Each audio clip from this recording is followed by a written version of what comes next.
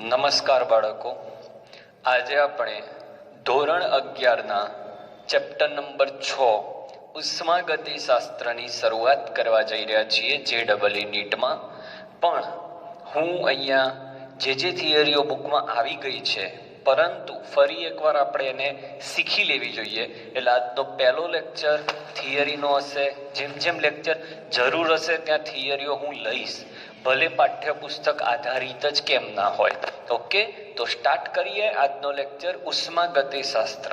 સૌથી પહેલા બુકમાં તમે ભણ્યા જ હશો, પણ આપણે એક લેક્ચર ક્લિયરલી તમને લાગે એટલે બધી વાત પ્રોપરલી કરીશું. આને થર્મોડાયનેમિક્સ કહેવાય. શું કહેવાય મિત્રો? થર્મોડાયનેમિક્સ. થર્મોડાયનેમિક્સ એ બે શબ્દોનો સરવાળો છે. ધર્મ અને ડાયનેમિક. ધર્મ એટલે ઉષ્મા અને ડાયનેમિક એટલે વહન થવું. તો ઉષ્માના વહન સાથે સંકળાયેલું એક વિજ્ઞાન એટલે ઉષ્માગતિશાસ્ત્ર. કોઈ પણ રાસાયણિક પ્રક્રિયા થાય કે ભૌતિક પ્રક્રિયા થાય તો એ દરમિયાન જે ઉષ્માના ફેરફારો છે, કે ભાઈ શરૂઆતમાં ઉષ્મા 500 હતી અને પ્રક્રિયાના અંતે 300 થઈ ગઈ, તો ફેરફાર 200 નો થયો. તો આ ફેરફારની ચર્ચા જે ચેપ્ટરમાં થાય, જે વિજ્ઞાનમાં થાય, એ ઉષ્માગતિશાસ્ત્ર. યાદ રાખજો, પ્રક્રિયાની કુલ ઉર્જા સાથે ઉષ્માગતિશાસ્ત્રને કોઈ લેવા દેવા નથી. આ માત્ર ને માત્ર પ્રક્રિયા દરમિયાન થતા ઉષ્માના ફેરફારો સાથે જ સંકળાયેલી છે. ઉષ્માગતિશાસ્ત્રની અગત્યતા શું છે? તો આ ઉષ્માગતિશાસ્ત્રની મદદથી પ્રક્રિયા દરમિયાન થતા ઉષ્માના ફેરફારો સમજી શકાય. જેમ કે મારે H2 બંધ તોડીને H અને H ઉત્પન્ન કરવા હોય તો અહીંયા આપણે બંધ તોડવાનો છે, તો અહીંયા તમારે ઉષ્મા આપવી પડે. ઓકે, તો આ પ્રક્રિયા ઉષ્મા શોષકમાં ગણાય. એ રીતે સમજો કે તમારે આ Cl અને Cl છે એ અલગ અલગ છે, એ જોડાઈને Cl2 બનાવે છે, તો આ બંધ નિર્માણની પ્રક્રિયા છે. તો બંધ નિર્માણની પ્રક્રિયામાં ઉષ્મા ઉત્પન્ન થાય, એટલે આ પ્રક્રિયા ઉષ્માક્ષેપક. આ રીતના ઉષ્મા શોષક અને ઉષ્માક્ષેપક પ્રકારની માહિતી આ થર્મોડાયનેમિક્સ ચેપ્ટરથી મળે. પ્રક્રિયા કેટલા ટકા પૂરી થઈ એની પણ સામાન્ય માહિતી મળી શકે. પ્રક્રિયા આપમેળે થશે કે નહીં? આપમેળે થવાનો મતલબ શું છે? કે પાણી ઉપરના સ્થળે હોય, ઊંચા સ્થળે, તો ઝરણું હોય એ નીચે પડે, પણ કોઈ દિવસ એવું જોયું કે નીચેનું પાણી આપમેળે ઉપર જતું હોય? વચ્ચે એક શબ્દ વાપરું છું, આપમેળે. મિત્રો, નીચે રહેલું પાણી ઉપરના સ્થળે તો જાય, પણ મોટર જોઈએ, આપમેળે ના જાય. જ્યારે ઉપરથી નીચે આવવું હોય તો કોઈની જરૂર નથી, એ જાતે આવી શકે. તો ઉષ્માગતિશાસ્ત્ર પ્રકરણ તમને એમાં પણ તમને મદદ કરશે. ઓકે, તો ઉષ્માગતિશાસ્ત્ર ઉર્જા સાથે સંકળાયેલું છે, ઉષ્માના ફેરફારો સાથે સંકળાયેલું છે. મોટા ભાગે ઉષ્માગતિશાસ્ત્ર ચેપ્ટર એ મોટી વસ્તુઓ, મોટી પ્રણાલી માટે વધારે લાગુ પડે. નાના અતિ સૂક્ષ્મ સ્તરે આ બહુ કામમાં આવતું નથી. આ એની એક મર્યાદા છે. બીજી મર્યાદા એ છે કે કોઈ રાસાયણિક પ્રક્રિયા કેટલા સમયમાં પૂરી થશે, એટલે કે એ રાસાયણિક પ્રક્રિયાનો વેગ શું હશે, એની પણ સંપૂર્ણ માહિતી તમને મળતી નથી. તો ઉષ્માગતિશાસ્ત્રનું આ ઇન્ટ્રોડક્શન હતું. હવે આપણે જોઈએ, આ બધું મેં તમને તમારા પેમ્પલેટમાં લખીને આપ્યું છે, સો કશું તમારે લખવાનું નથી, ખાલી જોયા રાખો. હવે થર્મોડાયનેમિક્સ સમજવું હોય તો કેટલાક અગત્યના પદ સમજવા પડે. પદમાં પહેલું પદ છે જે તમે જાણો જ છો, પ્રણાલી, જેને ઇંગ્લિશમાં સિસ્ટમ કહેવાય. ઓકે, તમને ખબર છે સિસ્ટમ એટલે શું? તમે, હું, આ મોબાઈલ, જે પણ આપણી આસપાસ છે એ બધું સિસ્ટમ છે. સિસ્ટમ એટલે શું મિત્રો? તમારો મોબાઈલ જે છે એમાં તમે કંઈક કામ કરી શકો છો, એનું અવલોકન કરી શકો છો, તો એ સિસ્ટમ છે. ઓકે, કોઈ પણ વસ્તુ કે જે પ્રક્રિયા અનુભવીને અવલોકન આપી શકે એ સિસ્ટમ છે. ઓકે, જેને ગુજરાતીમાં પ્રણાલી કહેવાય. પ્રણાલીના 3 પ્રકાર છે. મુખ્ય એ પણ તમને આપી દઉં, માહિતી છે જ તમારી સાથે છતાં. ખુલ્લી પ્રણાલી, બંધ પ્રણાલી અને નિરાળી પ્રણાલી. ખુલ્લી પ્રણાલીમાં પાત્ર ખુલ્લું હોય અને જે દિવાલો છે એ વાહક દિવાલો હોય. વાહક દિવાલો હોય એટલે ઉષ્માનું વહન સરળતાથી થઈ શકે. એટલે આમાં ઉષ્માનું વહન સરળતાથી થાય છે એટલે ઉર્જાનો ફેરફાર 0 હોતો નથી. ઉર્જા ફેરફાર થાય છે એટલે ઉર્જા ફેરફાર 0 હોતો નથી. સાથે સાથે દ્રવ્યની પણ આપલે થાય છે એટલે દ્રવ્યનો ફેરફાર પણ 0 હોતો નથી. દ્રવ્યનો ફેરફાર થાય. બંધ પ્રણાલીમાં શું થાય તો પાત્ર બંધ હોય એટલે ઉષ્માનું વહન થાય. ઉષ્માનું વહન થાય પણ પાત્ર બંધ હોવાથી અંદરનું દ્રવ્ય બહાર કે બહારનું દ્રવ્ય અંદર ના આવી શકે એટલે ઉર્જાનો ફેરફાર થાય. એટલે ઉર્જાનો ફેરફાર નોટ ઇક્વલ 0 પણ ડેલ્ટા એમ ઇક્વલ 0, કારણ કે દ્રવ્યની આપલે થતી નથી. અંદર તમે 5 લિટર પાણી લીધું હોય અને એને તમે ગરમ કરો તો એ ગરમ થાય પણ એ ઉકળીને બાષ્પ બનીને પાત્ર છોડીને જઈ ના શકે કારણ કે પાત્ર બંધ હોય. નિરાળી પ્રણાલી 100% શક્ય નથી. બરાબર, એમાં અવાહક દિવાલો ધારવામાં આવી છે. બરાબર, તો એની અંદર એવું માનવામાં આવે છે કે ડેલ્ટા ઈ પણ 0 અને ડેલ્ટા એમ પણ 0. હવે તમને એક ઉદાહરણ આપું. પ્રેશર કુકરની વાત તમે કરો. પ્રેશર કુકર, ઓકે, તો પ્રેશર કુકરની જો તમે વાત કરો તો પ્રેશર કુકર કયા પ્રકારની પ્રણાલી છે?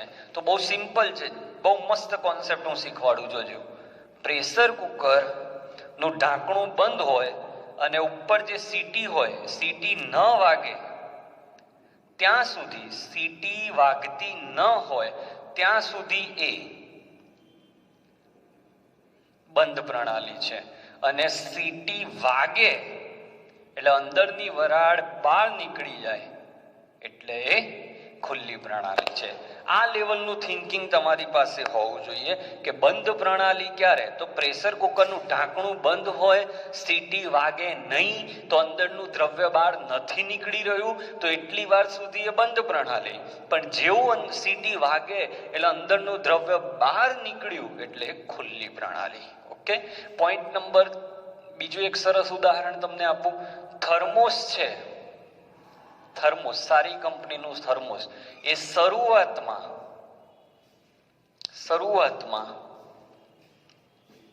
નિરાળી પ્રણાલી હોય શરૂઆતમાં, પણ 8-10 કલાક જાય, થોડા સમય બાદ 8-10 કલાક જતા રહે એના પછી એ કેવી પ્રણાલી થઈ જતી હોય છે? બંધ પ્રણાલી. તો પ્રણાલીના ઉર્જા અને દળના દ્રવ્યના ફેરફારના આધારે 3 પ્રકાર પડ્યા. આ સિવાય બીજા 2 પ્રકાર છે, વેરી ઇઝી, એ પણ આપણી બુકમાં નથી પણ પેમ્પલેટમાં મેં આપેલા છે. ઓકે, જોતા રહેજો. હવે વાત કરીએ કે ભાઈ પ્રણાલીના બીજા 2 પ્રકાર, સમાંગ પ્રણાલી, સમાંગ પ્રણાલી અને વિસમાંગ પ્રણાલી. સમાંગ પ્રણાલી અને વિસમાંગ પ્રણાલી. સમાંગ પ્રણાલીમાં શું હોય? સમાંગ, સમ અંગ એટલે કોઈ પણ 2 કે 3 જથ્થામય કલાઓ એકબીજામાં એકરૂપ થઈ ગઈ હોય. એકરૂપ એટલે પાણીમાં તમે ખાંડ નાખો અને હલાવી દો તો પાણીમાં ખાંડ નાખીને હલાવી દો પછી તમે ખાંડ અલગ નથી જોઈ શકતા એટલે સમાંગ પ્રણાલી. પણ પાણીમાં રેતી નાખો તો એ કઈ પ્રણાલીમાં ગણાય? વિસમાંગ પ્રણાલીમાં. બરાબર. બીજો પ્રકાર જો પ્રણાલીઓનો પાડીએ તો પ્રણાલીના બીજા 2 પ્રકાર પણ પડતા હોય છે મિત્રો, સૂક્ષ્મ અને સ્થૂળ. હું છું, હું બહુ મોટું કદ છે, તમે મોટું કદ છે, મોબાઈલ મોટું કદ છે, તો આ બધું સ્થૂળ પ્રણાલીમાં આવે, અને આણ્વીય સ્તરે પ્રક્રિયા થાય, અણુ લેવલે, એ સૂક્ષ્મ સ્તરે આવે. આનો અભ્યાસ મુશ્કેલ છે, કારણ કે અતિ સૂક્ષ્મ પ્રણાલીઓ માટે અભ્યાસ કરવો મુશ્કેલ છે. પણ મારી અને તમારી અંદર થતા ઉષ્માના ફેરફારોનો અભ્યાસ કરવો સરળ છે. એટલે સ્થૂળ પ્રણાલી માટે અભ્યાસ સરળ છે, સૂક્ષ્મ પ્રણાલી માટે અભ્યાસ મુશ્કેલ છે. ક્લિયર પ્રણાલીનો કોન્સેપ્ટ? એટલે પ્રણાલી એટલે સિસ્ટમ, અને મેં તમને એના પ્રકાર કયા. હવે આપણે પ્રણાલી સિવાય નો જે કંઈ પણ ભાગ છે એને પર્યાવરણ કહેવાય. બરાબર? પ્રણાલી સિવાયનો જે ભાગ છે એ પર્યાવરણ કહેવાય. તો એના પર હવે વાત કરીશું. બરાબર? તો સ્ક્રીનશોટ લઈ લો. આ કદાચ ના હોય તો લખજો. ચલો હવે પ્રણાલીના ગુણધર્મો પર વાત કરું. આ પણ બહુ સહેલો પોઈન્ટ છે, બુકમાં આવી ગયો છે, પણ મેં આગળ કહ્યું હતું એમ JEE નીટનો લેક્ચર, એનો મતલબ એ નથી કે ઓનલી MCQ. તો ગુણધર્મો મુખ્યત્વે બે, ત્રીજો મેં એમને ભાગ પાડ્યો છે, માત્રાત્મક અથવા જથ્થાત્મક પણ કહેવાય, વિશિષ્ટ, ઓકે, અને ત્રીજાની વાત પછી કરું છું. માત્રાત્મક એટલે જથ્થા પર આધારિત હોય, વજન, દળ, કદ, ઉત્કલન બિંદુમાં વધારો. ઉત્કલન બિંદુમાં વધારો નો શું મતલબ? તાપમાનમાં વધારો એનો શું મતલબ? તમે એક ગ્લાસ પાણી લઈને એને ગરમ કરો, અને બહુ મોટું પાત્ર લઈને એમાં પાણી રાખીને એને ગરમ કરો, તો કયું પાત્રમાં રહેલું પાણી જલ્દી ગરમ થશે? તો સીધી વાત છે, ગ્લાસમાં રાખેલું પાણી. કેમ? કારણ કે ત્યાં જથ્થો ઓછો છે. તો ઉત્કલન બિંદુ એટલે કે તાપમાનનો વધારો એ કેવો ગુણ કહેવાય? માત્રાત્મક. જે પદાર્થના એટલે કે પ્રણાલીના જથ્થા પર આધારિત છે એ બધા માત્રાત્મક. પેમ્પલેટમાં બધા ઉદાહરણ મેં આપેલા છે. ઓછા સમયમાં આપણે વધુ શીખવાનો પ્રયત્ન કરીએ. વિશિષ્ટ ગુણ કોને કહેવાય? તો પ્રણાલીના એવા ગુણધર્મો કે જેને જથ્થા સાથે કોઈ લેવા દેવા નથી. જેમ કે તમે કાચ નાનો લો કે કાચ મોટો લો, 10મા ધોરણમાં તમે ભણ્યા છો કે એનો વક્રી ભવનાંક, શું મિત્ર? વક્રી ભવનાંક સમાન હોય. બરાબર? એટલે તમે નાનો કાચ લો તો એનો વક્રી ભવનાંક એક્ઝેક્ટ મને યાદ નથી, 1.42 હોય. કાચ મોટો લો તોય વક્રી ભવનાંક 1.42 જ રહે. મતલબ જથ્થો બદલાતા એ બદલાતું નથી. હવે બીજો પ્રશ્ન કે તમે ગ્લાસમાં પાણી લો અને એને ઉકાળો, તો કયા તાપમાને એની બાષ્પ એક વાતાવરણ દબાણે પહોંચશે? તો 100 સેલ્સિયસે. બરાબર? અને મોટા પાત્રમાં પાણી લીધું હોય એને એક વાતાવરણ દબાણે પહોંચાડવું છે, તો એ પણ કયા તાપમાને પહોંચશે? 100 સેલ્સિયસ. એટલે ઉત્કલન બિંદુ જે છે એ જથ્થા પર આધારિત નથી, પણ એને એ જે પાત્રમાં પાણી લીધું છે એમાંથી કયું પાણી જલ્દી ગરમ થશે એ વસ્તુ જથ્થા પર આધારિત છે.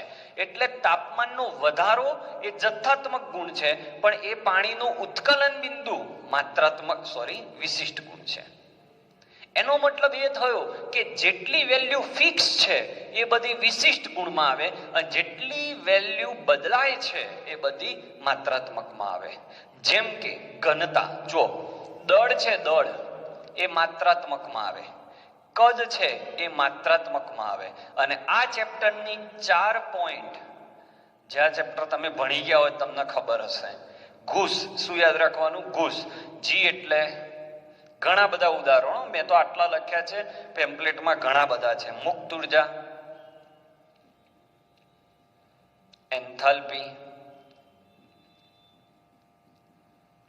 આંતરિક ઉર્જા અને એન્ટ્રોપી. આ 4 આ ચેપ્ટરના મેઇન પોઈન્ટ છે. હા, તો હું વાત કરતો હતો દળ, કદ, આ છે, ઉત્કલન બિંદુમાં વધારો છે, આ બધા પોઈન્ટ એ પદાર્થના જથ્થા પર આધાર રાખે છે. એટલે શેમાં ગણાય? માત્રાત્મક. પણ જે પદાર્થના જથ્થા પર આધાર નથી રાખતું, જેની વેલ્યુ ફિક્સ છે, જેમ કે પાણીની ઘનતા, તો પાણીની ઘનતા 1 છે, ફિક્સ છે, ગ્રામ પ્રતિ ml. બરાબર? તો આ જે ઘનતા છે એ ફિક્સ છે, તો પછી ઘનતા ફિક્સ છે, તો ઘનતાનું સૂત્ર શું છે યાદ કરો, તો દળ ભાગ્યા કદ. હવે બહુ વિચારવા જેવો પોઈન્ટ છે. દળ કયો ગુણ છે? અહીંયા જુઓ, માત્રાત્મક ગુણ. કદ કેવો ગુણ છે? માત્રાત્મક ગુણ. તો એક જોરદાર કોન્સેપ્ટ મળ્યો.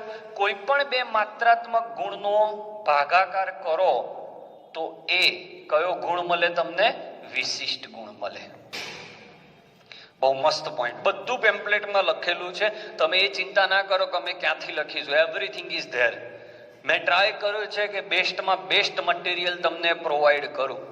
કલરિંગ મટીરિયલ છે જેથી તમને જોવામાં અને વાંચવામાં મજા આવે.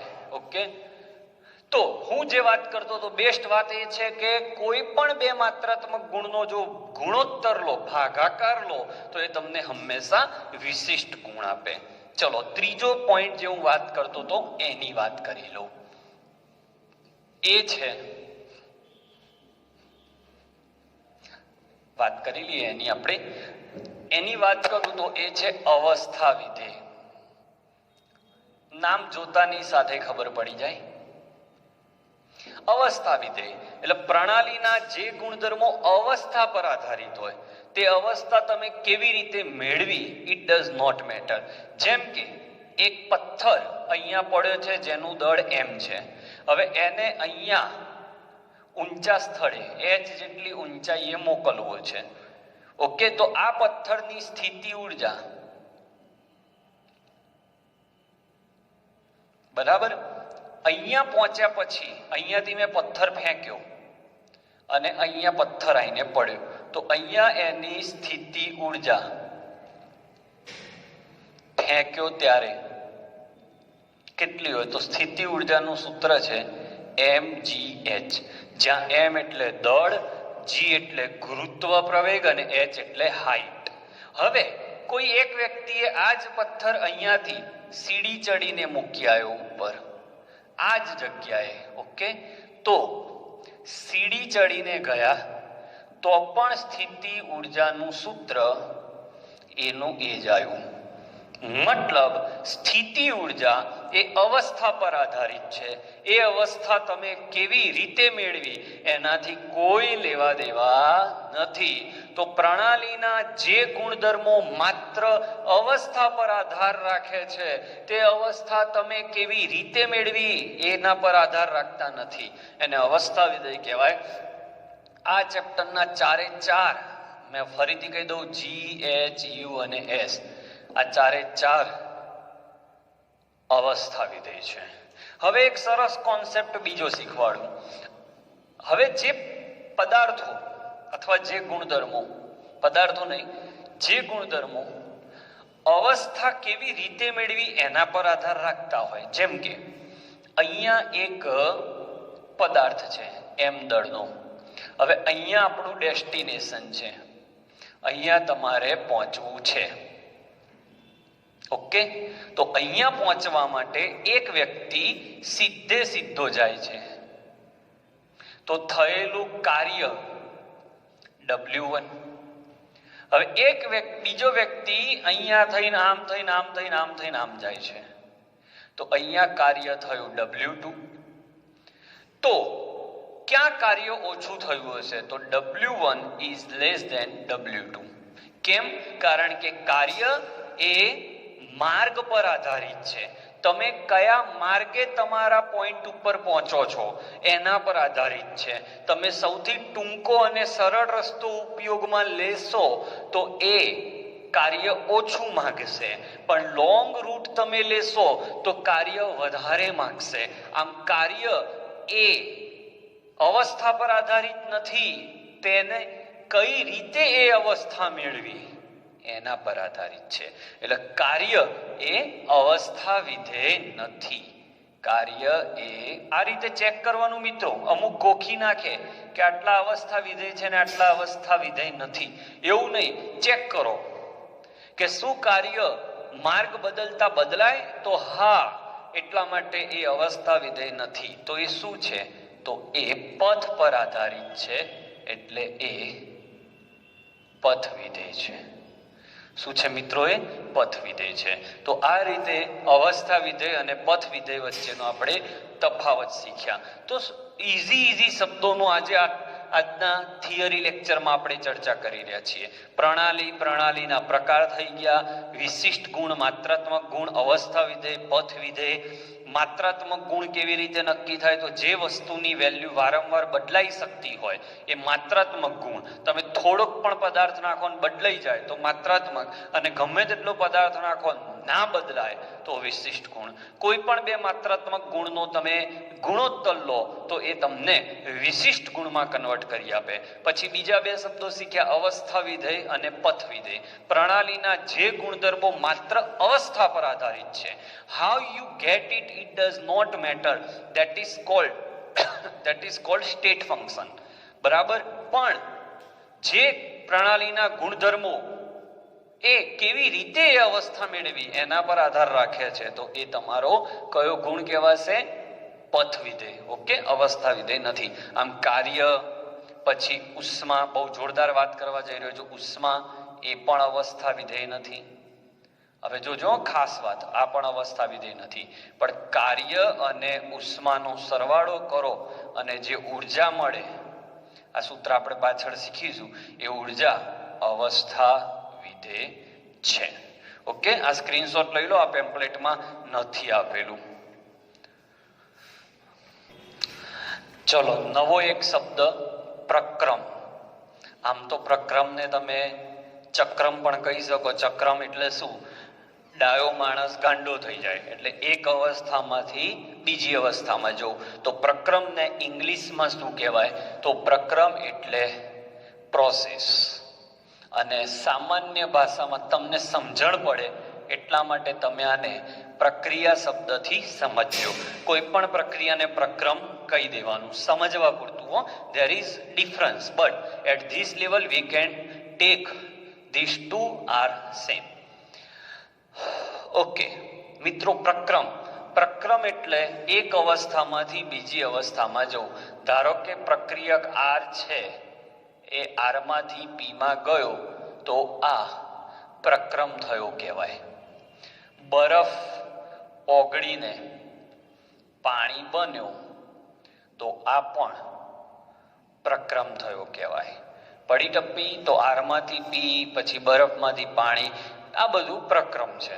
પ્રક્રમના અલગ અલગ પ્રકાર છે. સમજી લો, હું પહેલો પ્રક્રમની વાત કરું, સમતાપી પ્રક્રમ, જેને ઇંગ્લિશમાં આઇસોથર્મલ પ્રોસેસ કહેવાય. તો સમતાપી પ્રક્રમનો મતલબ શું? સિમ્પલ છે. સમતાપી એટલે તાપમાન અચળ રહે, એટલે તાપમાનનો ફેરફાર 0 હોય. એવી પ્રક્રિયા કે જે દરમિયાન તાપમાન ના બદલાય. શું ના બદલાય? તાપમાન ના બદલાય અને પ્રક્રિયા પૂરી થઈ જાય તો એને કયું પ્રક્રમ કહેવાય? સમતાપી પ્રક્રમ કહેવાય. બરાબર. જેમ કે બરફમાંથી પાણી બનાવવું હોય તો એ સમતાપી ન હોઈ શકે. 0 સેલ્સિયસ અને 0 સેલ્સિયસ એ રહે. બરાબર. એટલે બરફ પાણી જલ્દી ના બને. એટલે આ વસ્તુ ધ્યાનમાં લેવાની છે. પછી આપણે બીજી કહીએ આ વસ્તુ. બરાબર. તો સમતાપી પછી લઈએ આપણે સમોષ્મી. સમોષ્મીને ઇંગ્લિશમાં એડિયાબેટિક પ્રોસેસ કહેવાય. Adiabatic process.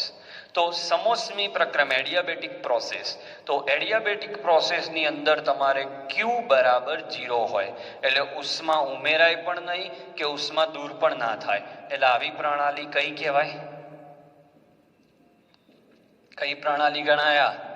નિરાળી પ્રણાલી. કારણ કે યાદ કરો, નિરાળી પ્રણાલીની અંદર જ ઉષ્માની આપલે નથી થતી, એ પણ થોડીક વાર માટે. કારણ કે અવાહક દિવાલો થોડો સમય જ રહે, પછી એ અવાહક દિવાલો વાહક બની જાય. કારણ કે અમુક સમય પછી નિરાળી પ્રણાલી શક્ય રહેતી નથી. ઓકે, તો નિરાળી પ્રણાલી સમોષ્મી પ્રક્રિયાઓ આપી શકે. ત્રીજો પ્રકાર છે સમદાબી. ત્રીજો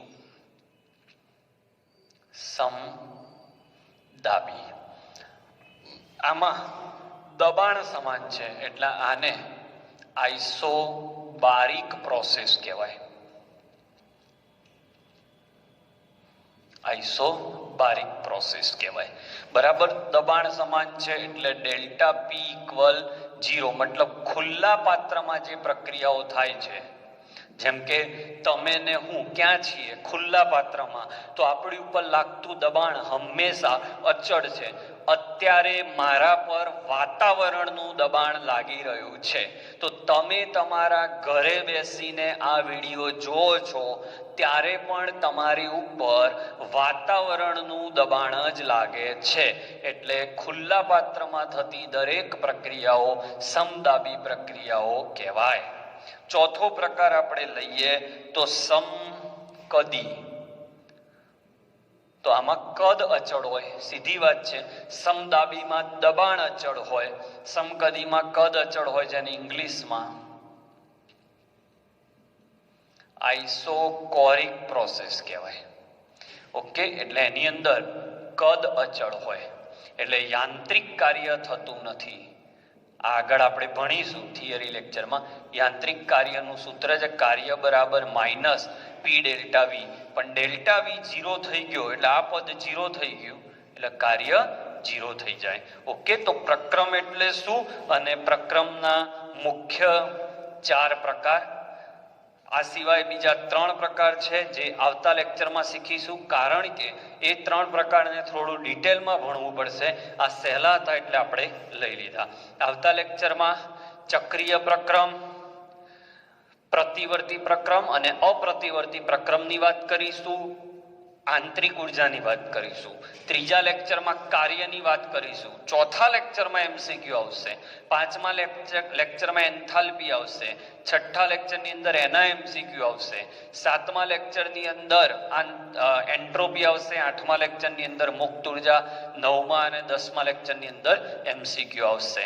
ઓકે, એટલે ઉતાવળ નહીં કરીએ આ ચેપ્ટરમાં, કારણ ફરીથી કહી દઉં, આપણા મુખ્ય ચેપ્ટરો 11મા ધોરણમાં 1 થી 7 છે.